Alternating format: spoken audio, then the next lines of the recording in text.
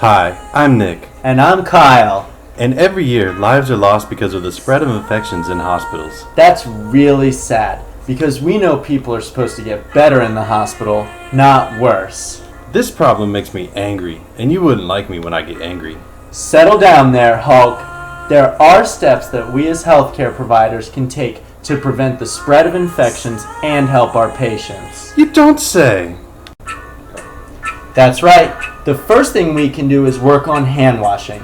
Proper hand washing is the most effective way to prevent the spread of infection in the hospital. And as an added tip, remember to sing the happy birthday song through twice while washing your hands. Please do this in your head, because not all of us have great voices like myself. And don't be afraid to remind the friends and family of the patient about the importance of having them wash their hands before seeing their loved ones.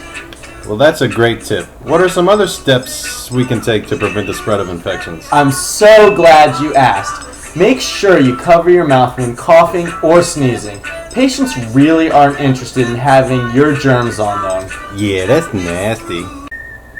Also, make sure you stay up to date with your immunizations. This is really important for both the patient and the nurse. If you, the nurse, aren't healthy, it's going to be awfully difficult to take care of the patient. Get the necessary immunizations so that you can stay healthy and prevent the spread of infections. Also, make sure that gloves, masks, and protective clothing are readily available. These items seem so simple, but are so important to the safety of both the nurse and the patient. Take time to know the hospital protocol in regards to cleaning up messes, because you will see them at some point. Make sure you know about the specific cleaners and chemicals that you can use when handling these situations. Some of these cleaners are really strong, so don't just guess. Another easily overlooked subject that can lead to serious infections is the cleaning of the IV hub. Tons of germs rest on that connector that lead directly into the patient's bloodstream, so it's very important to rub the hub with alcohol before using it. You know Batman clearly agrees with keeping the IV site clean. But let me ask you something. Are there other risk factors that may increase the likelihood of acquiring an infection while in the hospital? Absolutely. Things like the patient's length of stay, type of wound, and type of surgery all factor into the risk for infection. Certain areas like the ICU and cardiac floors have to be extra cautious. They have very unstable patients that are prone to infection.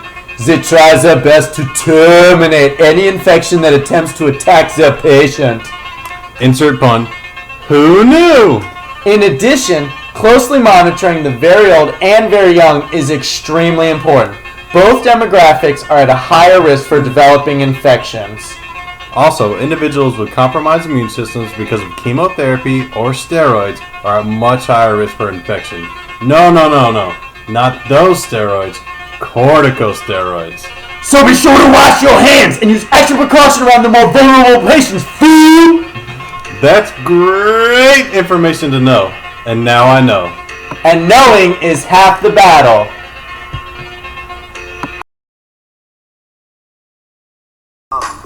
Hi, I'm Nick, and this is Kyle. Thanks so much for watching our video.